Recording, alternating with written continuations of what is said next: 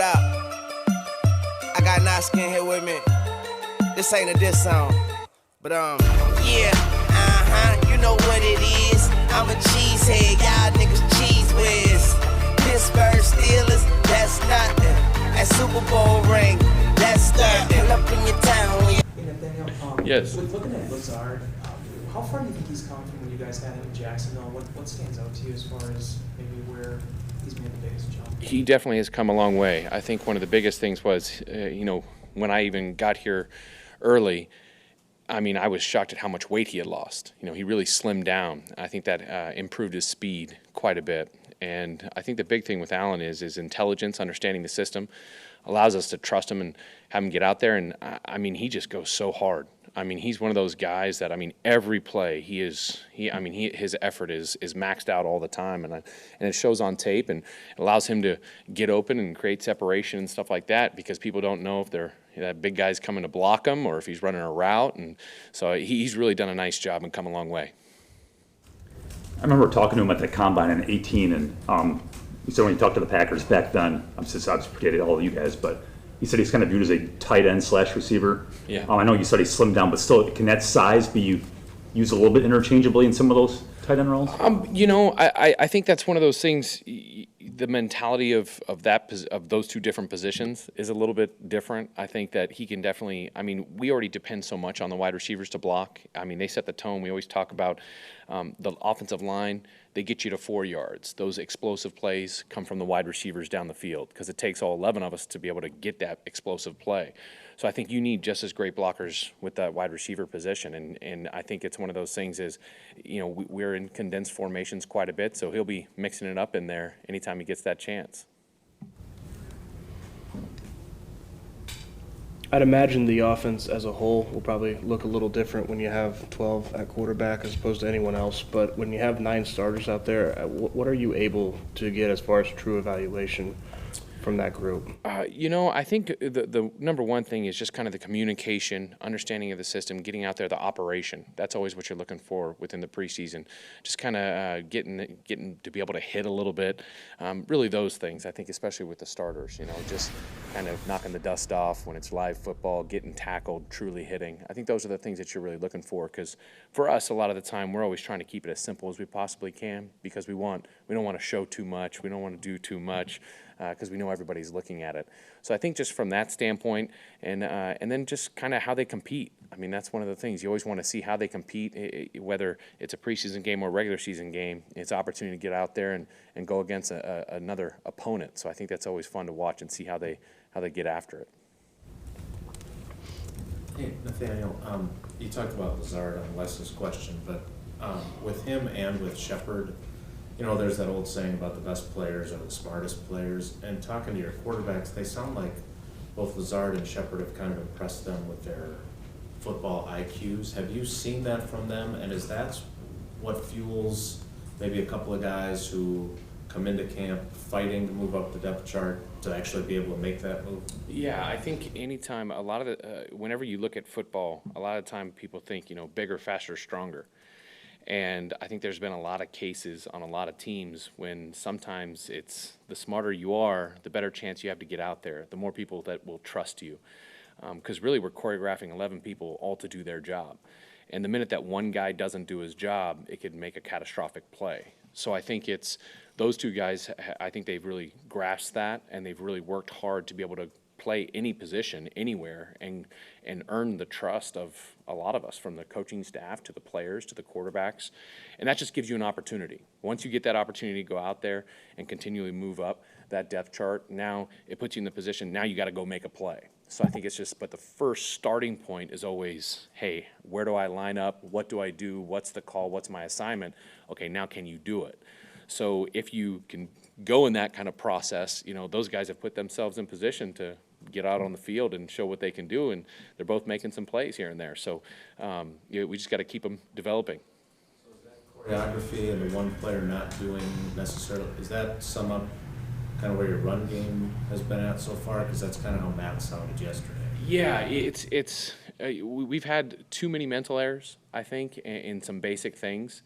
And for any play, it takes all 11.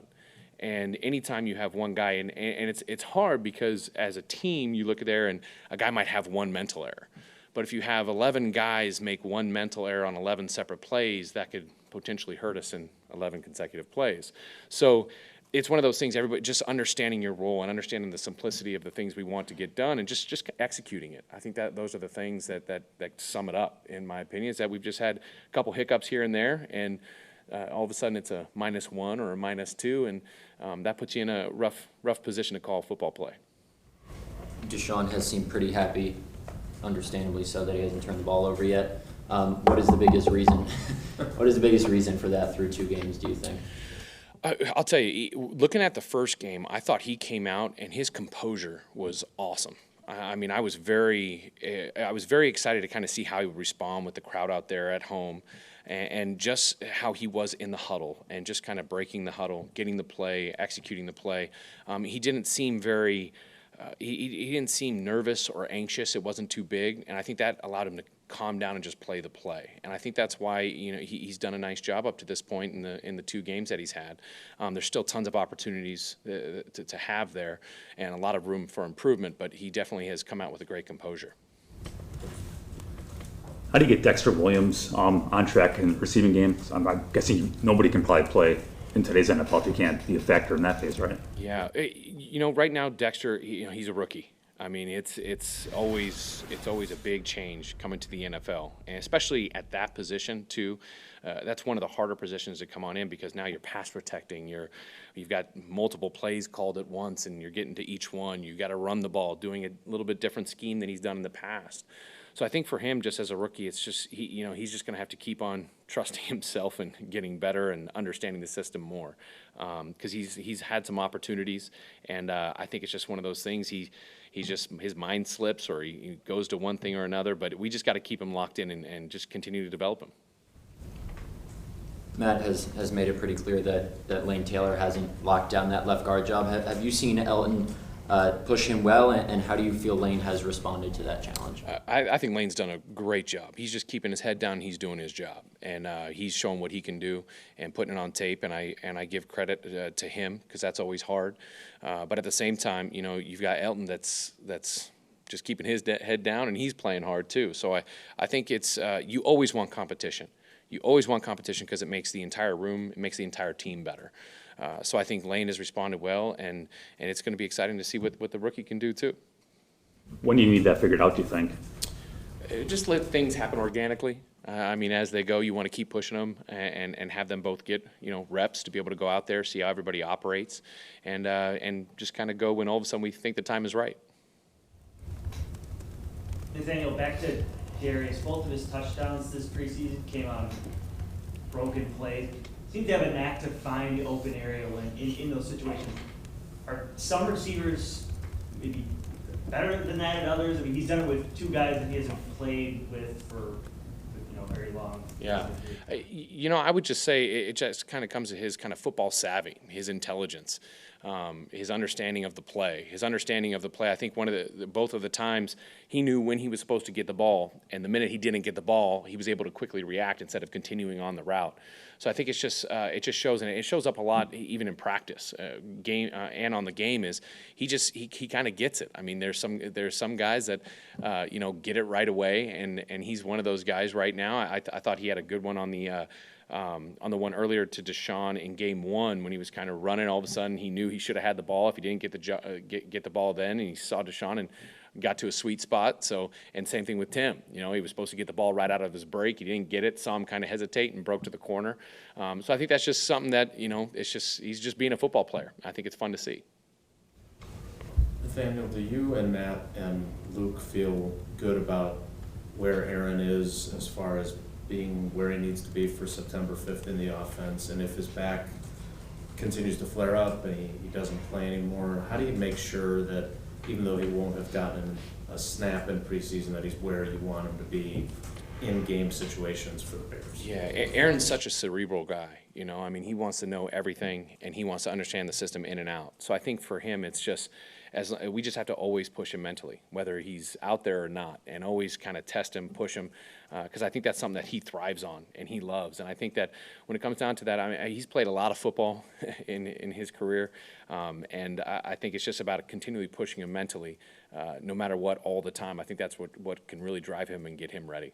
Matt said the same thing about Aaron Thursday night. He's played a lot of football, but he hasn't played a lot of football in this system. I mean, does that matter that he hasn't played it in this system? Does he need? Yeah, you know, I would look at it and say, you know, whenever you look at the preseason, it's kind of it's a give and take. It's a, you know, risk reward look. You know, of course you always want certain people out there as much as possible, but at the same time, you want to be ready for that opening day. I think that's always the most important thing.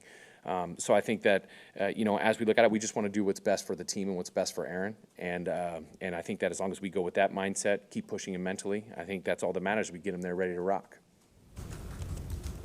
So this might be a nerd process question that is not that important. I like Maybe that. I'm the only one who's interested in it, but Okay. so you're up in the press box, Mm-hmm. and when you were the play caller in Jacksonville, were you down on the sideline? I was down on the sideline. At the Bills, I was both. I think I was down and up. So been up before.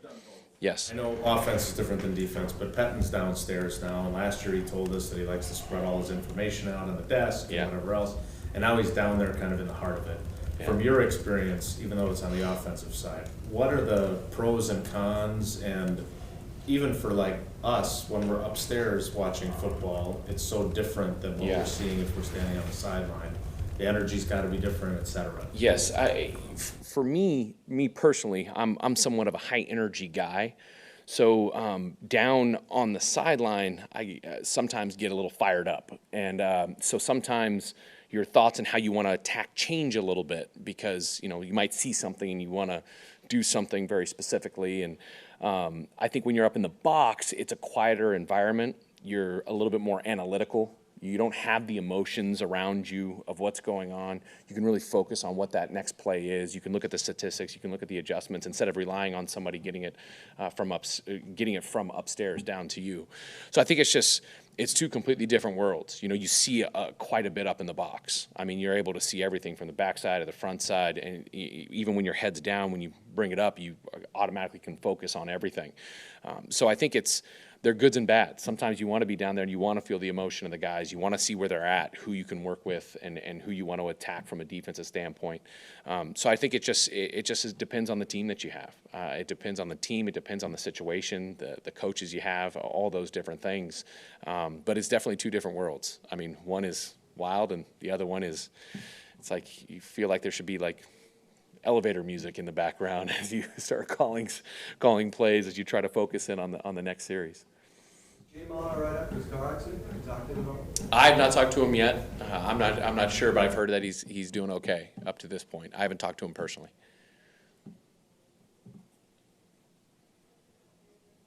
Everybody good? Oh. He's tweeting. He's tweeting. I need David Rye to come in and comment on his haircut like he used to. Yeah, I know you haven't seen Aaron Jones in a game situation yet, but as you got him back for 11 on 11 on Tuesday, just what's your feel for how he fits what you guys do and how it'll change your running game maybe once he's actually a part of it? I'll tell you, it's kind of like when we saw him earlier on in season. His gear and his discipline and his landmarks really stretched the defense. And then his ability to put his foot in the ground and get low with his pads down is pretty impressive. His just one cut ability it's almost natural to him. And I think it's really going to help us in our outside zone scheme, and which is very exciting. And then obviously his ability to get out of the backfield, catch some balls, and you know you look at it from the standpoint is when he touches it. I mean, anything can happen. If he breaks one, you know, you've got that X button there, as I tell the players, to be able to get down the field and score. So I think that all those things, that explosiveness is going to be exciting for him.